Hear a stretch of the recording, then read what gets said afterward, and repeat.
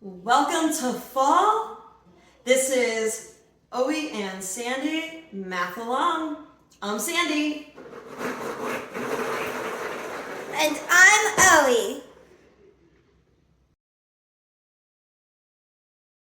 Number 12. 10 divided by 2 minus n equals negative c. What is the value of n when c is equal to 12? So first I'm going to use substitution first and foremost. Okay? Plug in 12 for c. 10 divided by 2 minus n equals negative 12. Okay? It's negative because c is negative. It's 12. And I should follow my own rule and put that in parentheses. That might be easier to see that negative sign. Okay? Now, you know I'm not one to work with a whole lot of fractions, so let's get rid of them. Okay? Let's cross multiply.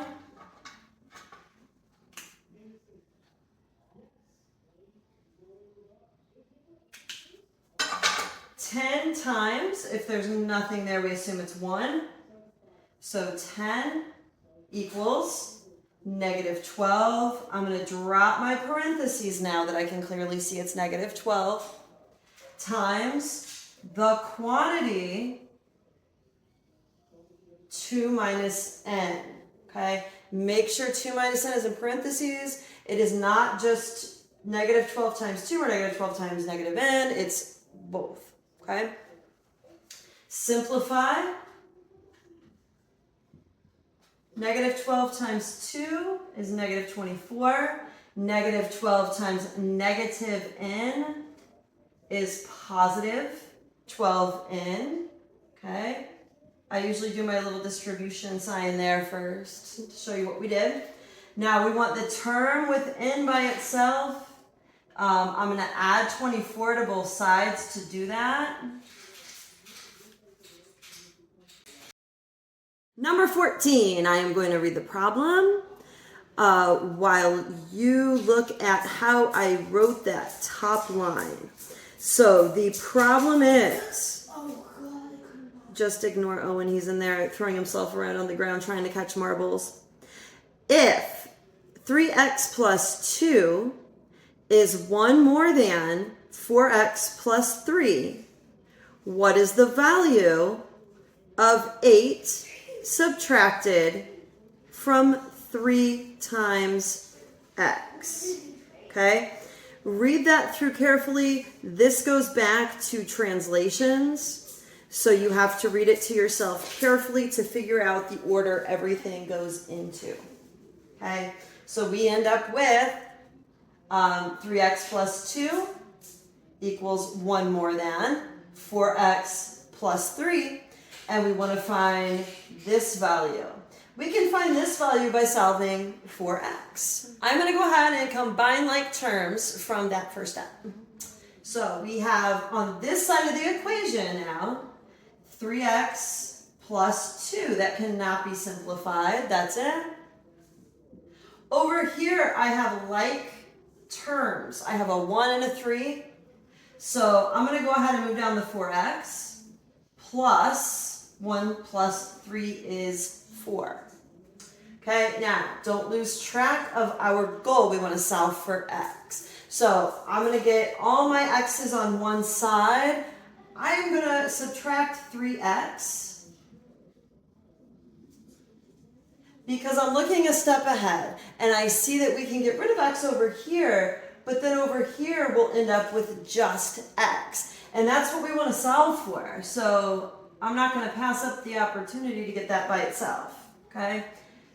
Plus 4, and we still have our 2. So this is just bringing down what we already had, okay? Now to solve for x, if you're Owen, you do it in your head. If you're anybody else, you subtract 4 from both sides. I heard that. He heard me. Okay, so that'll cancel out. 2 minus 4. Negative 2. So pretty straightforward question here. The trickier part is not to get your pluses and minus messed up on the last step. Because remember, they don't want to know x. They want to know 3x minus 8. So as we're doing that, we are going to substitute for x. Remember, positive or negative, use those parentheses when you substitute. Okay? So just to differentiate that a little bit, 3 times negative 2 minus 8 is the same as 3x minus 8. That gives us negative 6 minus 8. Okay? Take note of the negatives. Negative 14. Okay? So our answer here, negative 14. Pay attention to your numbers and your signs.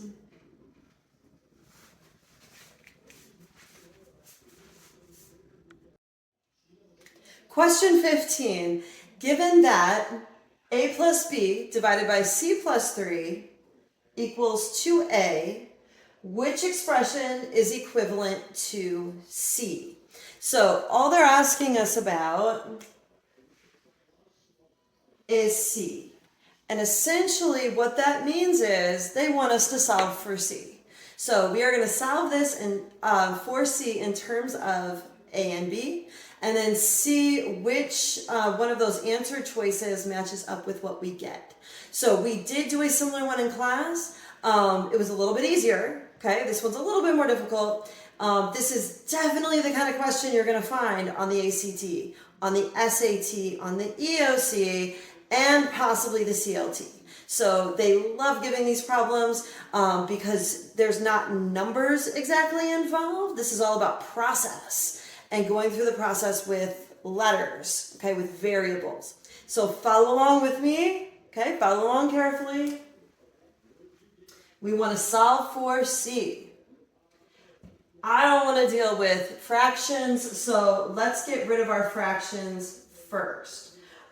You could multiply both sides by c plus 3. I would rather look at it as cross-multiplying, okay? Remember, if you don't have anything under 2a, it's a 1, okay? So a plus b times 1, I'm not going to write the times 1, and c plus 3, I'm going to do parentheses times 2a, okay? I want to use those parentheses instead of using a time sign because we need to make it clear to ourselves that we are multiplying 2a times the quantity and not just times c or just times 3. I have the hair driving me crazy. Okay. So next step, we're going to distribute our 2a. This incorporates distribution that we talked about in class. So c times 2a is 2ac. 2 times 3, a positive 6a. Okay? Now, again, our goal is to solve for c. So let's keep our eye on the ball here and what we want to do. I want to get c by itself. And you can hear Owen in there. He's playing and eating s'mores. I don't know. So to get the term with the c by itself, I'm going to subtract 6a from both sides. Okay? They cancel. 2ac is equal to, we have a b that can come down. There's nothing to combine that with. A, and I take away 6 a's. That's going to leave me with a negative 5 a's. Okay? B, still positive. Okay? So now looking at this, we still want to get c by itself. That means I undo what's being done to it. It's being multiplied by 2 and a. So I'm going to divide by 2 and a. That means they cancel each other out, become a 1. And we have c equals negative 5a plus b over 2a. That should match up with one of our answer choices. Now yours, a little bit different. You have different numbers in here to work with. Same exact process. So if you do this process, you're going to come out with an answer that'll match up to your answer choices on your assignment.